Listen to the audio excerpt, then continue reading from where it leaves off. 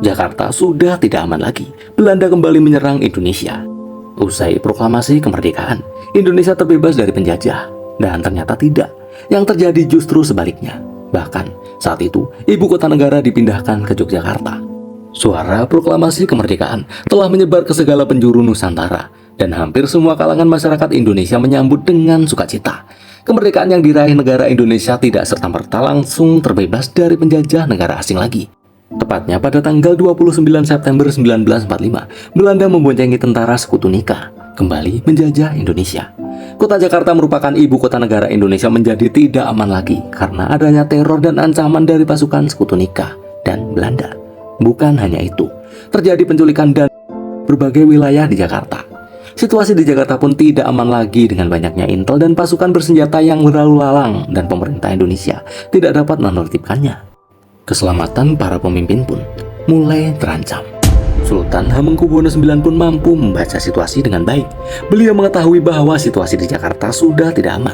Setelah itu, Sri Sultan Hamengkubuwono IX mengirimkan surat kepada Soekarno. Beliau menawarkan jika Yogyakarta siap menjadi ibu kota baru dengan fasilitas dan pembiayaan yang siap ditanggung oleh Kesultanan Yogyakarta. Akhirnya, pemerintah mengadakan sidang kabinet tertutup pada tanggal 3 Januari 1946 untuk memutuskan perpindahan ibu kota negara Indonesia ke Yogyakarta. Dan pada malam harinya, dengan rapi dan sangat rahasia, Presiden Soekarno beserta wakilnya, yaitu Muhammad Hatta, pindah dari Jakarta ke Yogyakarta, dan ibu kota Indonesia pun resmi pindah ke Yogyakarta. Mereka berangkat menggunakan kereta tanpa menghidupkan lampu, dan semua penumpangnya harus menahan nafas saat diperiksa oleh tentara Nika. Saking rahasianya, sampai tidak ada dokumen terkait peristiwa tersebut. Namun setelah itu, ada agresi militer Belanda kedua, yang membuat ibu kota negara Indonesia kembali porak-poranda. Soekarno, Hatta, dan sejumlah pejabat RI ditangkap dan diasingkan.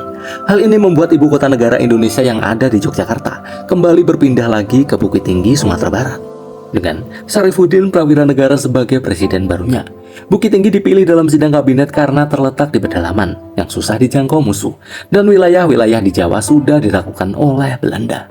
Karena terjadi konferensi meja bundar di Den Haag, Belanda, yang membuat Belanda mengakui kedaulatan Indonesia pada tanggal 27 Desember tahun 1949. Dalam sejarahnya, Belanda masih menganggap bahwa kemerdekaan Indonesia terjadi pada tanggal 27 Desember 1949, bukan tanggal 17 Agustus tahun 1945. Namun pada tanggal 16 Agustus tahun 2005, sehari sebelum diperingatinya 60 tahun kemerdekaan Republik Indonesia, pemerintah Belanda mengakui kemerdekaan Indonesia pada tanggal 17 Agustus tahun 1945. Jadi, mau cerita sejarah apa lagi kita?